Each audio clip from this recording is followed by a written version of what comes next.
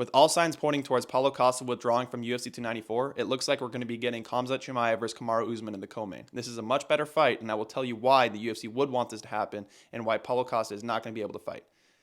To start out, Paulo Costa announced on Twitter that he's injured and he had surgery 3 weeks before. When he announced it, so probably 4 or 5 weeks before the fight in total. But essentially, he's announcing to the world that he's not going to be at 100% going into this matchup, which for a lot of fans will kill the hype, including myself. I hate when fighters have built-in excuses, and especially when they announce it before the fight. If it's after the fight, okay, whatever. At least I felt hyped in that moment. But when you announce that so early, it's like, bro, come on. That's already a pussy move. But putting bias aside, if the UFC has a better co-main event, knowing that Paulo Costa has talked about how he's injured coming into this fight, they're going to shove Paulo Costa out of this matchup because they can. They can just say it's an injury concern. If they can get the deal with the Kamaru Usman, with the Robert Whittaker, or Dricus du Plessis, they're going to want to make that matchup happen over a Paulo Costa. It's a more intriguing matchup. It'll build a lot of hype. And then you can even argue that it'll get Khamzat Chimaev a title shot, if not do more pay-per-view buys. You cannot tell me Khamzat Chimaev versus Kamaru Usman does less pay-per-view buys or gains less interest from the fans than a Paulo Costa versus Khamzat Chimaev, which already was a great matchup.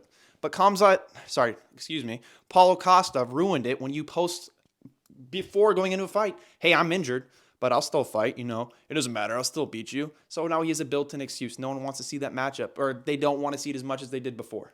So respectfully, Paulo Costa, fuck you, goodbye. And something needs to be said about how inactive this guy is, how often he pulls out of fights. He pulled out of the Robert Whittaker fight. His last fight was against Luke Rockhold, and then a year before that it was Marvin Vettori. I thought Khamzat Chimaev was going to dominate Paulo Costa, and I was pretty damn confident in this. I had a whole video planned. I was pretty excited for this matchup because I was going to be the guy that is just slobbering over Khamzat Chimaev, making all these bold claims, and they were going to be right. But, oh well, that matchup's gone. I think it's going to be Kamaru Usman, and here's why. When you look at DC, I think it was on his YouTube live stream or some sort of live stream, he mentioned that the UFC is looking to book a co-main, and there is one in the works that would just shock the fans. I'll play the clip right now. And if this co-main event comes together, as Dana said last night, he doesn't know if Paulo fights. If they can put together the co-main event that I'm hearing that is in the works, you guys will actually lose your minds. In this video, Daniel Cormier clearly hints at a massive co-main event, and in my mind, that brings up 4 names and 2 main ones that pop into mind. The 4 names would be Dricus du Plessis, Robert Whittaker, Israel Adesanya, and Kamaru Usman. And Robert Whittaker is a massive name, yes, but he's coming off a KO loss to Dricus du Plessis not that long ago at UFC 290. This would be 4 months later, and while he could get a bag, I just see him taking a little bit of time off, recollecting himself, and I don't really see him risking it for here because I don't think he's going to get a title shot. All right. Oh, there you go. That's the reason why. That's why we rule out Robert Whittaker. So clearly Daniel Cormier is hinting at a massive co-main event, bigger than Paulo Costa. So that brings 4 names in my mind being Dricus du Plessis, Robert Whittaker, Khamzat Chimaev, not Khamzat Chimaev. Immediately, this video of Cormier clearly hints. In this video, Daniel Cormier clearly hints at a massive co-main event matchup. And in my mind, there are 4 names that immediately were brought to my mind. Okay. In this video, Daniel Cormier clearly hints at a massive co-main event matchup that is bigger than Paulo Costa. In this video, Daniel Cormier clearly hints at a massive matchup that is bigger than Paulo Costa, and immediately 4 names popped into my mind. Those being Dricus du Plessis, Robert Whittaker, Israel Adesanya, and Kamaru Usman. When you look at Dricus du Plessis, in his own mind, he has a title shot that is reserved for him, and he should be getting a title shot. No doubt about it. I don't think he would want to step up on short notice. He didn't want to take the Israel Adesanya fight on short notice because he was injured. So he is probably coming off an injury as well. So I'm going to be ruling him out of those 4. And then you look at Robert Whittaker. He's coming off a loss against Dricus du Plessis. So even if he beats Khamzat Chimaev, he's probably not getting a title shot. So I'm going to rule him out of here. And he's coming off a knockout loss. So that's another reason why I don't think Robert Whittaker is in the play here. And then you look at Israel Adesanya and Khamzat Chimaev. Israel Adesanya and Kamaru Usman. These are the 2 biggest names out of the 4. And Israel Adesanya is coming off a loss last month to Sean Strickland. And knowing Israel Adesanya, he probably wants to get back in the lab, watch the film, see what the improvements that he needs to make. And he's probably in a depressed spiral right now about losing to Sean Strickland. And who knows what's next for him. But winning this fight would get him a title shot. So that's why I'm not completely ruling him out. But it's hard to see him coming in on short notice. And if I was him, he probably would want 5 rounds. We all know this. He loves 5-round fights. It matches his style very well. And Khamzat Chimaev in 3 rounds versus his style would, not be very good. Now, maybe they could book it for 5 rounds. Who knows? But I don't know, man. But what does make sense is, Volk is fighting on this card now. Izzy and Volk do like to fight together. And I want to say that Volk in an interview, I don't know if it was recent or not, but he said, me and Izzy are the guys that step in a lot. But I just don't think Israel Adesanya would do it after coming off a loss against Sean Strickland, against such a dangerous matchup in Khamzat Chimaev. And it almost seems like in the interviews where his coach, Eugene Behrman's talking about Khamzat Chimaev, it almost seems like they want him to avoid Khamzat Chimaev. Now, I could be wrong, but in my opinion, Kamaru Usman makes the most sense, especially when I show you this Gilbert Burns clip on his Twitter. A lot of crazy news yesterday, but you know what? Someone's getting ready. Someone's getting ready. Look at these guys. Now that I've stated the reasons why I believe this matchup will and should happen, it's time to break down this matchup and give you my official prediction. Both of these guys are great wrestlers. Khamzat Chimaev is a little bit more of this more dominant ragdoll style, very live in the first round, super dominant fighter overall. The fighters that he beats outside of Gilbert Burns, he just dominates and embarrasses. His last fight was against Kevin Holland, and he submitted him in the first round after ragdolling him and getting a takedown really, really early. He's just a fucking solid, dominant wrestler. Then Kamaru Usman, he is a great wrestler as well. I think he's a high-level Division II wrestler, if not just a Division II wrestler. He's got solid wrestling. He's used it a lot throughout his career. Overall, a pretty good grappler. He's got very good top control. He's got pretty powerful hands alongside Khamzat Chimaev, who does as well. So, on paper, this should be a mostly striking matchup. But if anyone's going to get the better of anyone else's wrestling, I think Khamzat Chimaev is going to get the better of Kamaru Usman. He's just got a dominant style of wrestling, super strong. And now that he's bulked up the middleweight, he's going to have the strength advantage more than likely.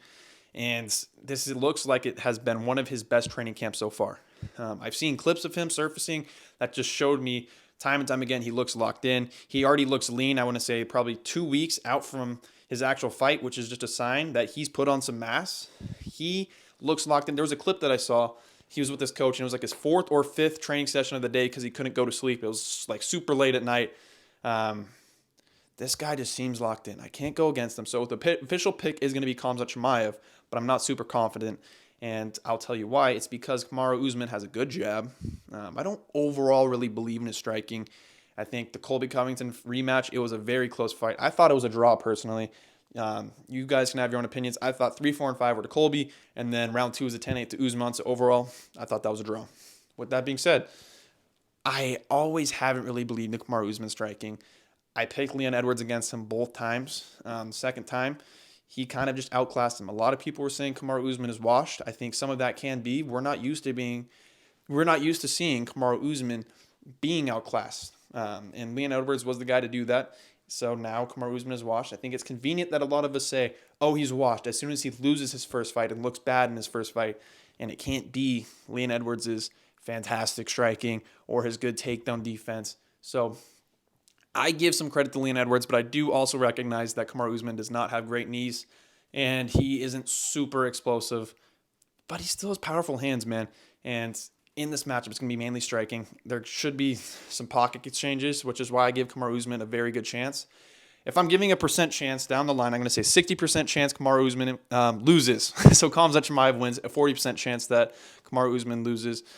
Or wins, my apologies, 60-40. You know what I'm saying? Khamzat Chimaev's side. I think he's eventually going to get the TKO because I do see him eventually rocking Kamaru Usman. I think immediately as he rocks him, he's just going to go for the takedown, throw him on the ground, and try to get the TKO on the ground, which I believe will happen. He could get the sub. I like his BJJ as an overall grappler. I like Khamzat Chimaev over Kamaru Usman. And this is likely going to be a 3-round matchup. Kamaru Usman has the better cardio, but in a 3-rounder, Khamzat Chimaev has a lot of gas in the tank as well.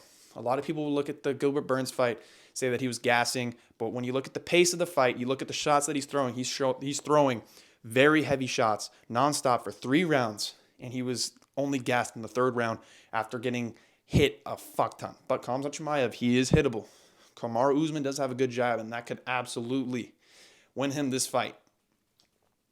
But Khamzat Chimaev has a good chin. He took Gilbert Burns' hardest shot. That's one of the hardest shots we've seen land in a long time. He survived it. Was he rocked? Yes.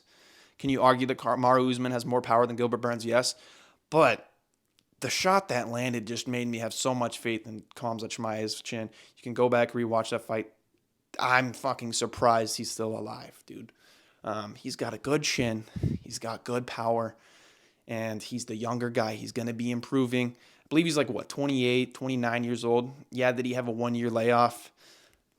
But it just, for a young guy like that, I think he's going to be improving. I don't think his cardio is as bad as some people will tell you.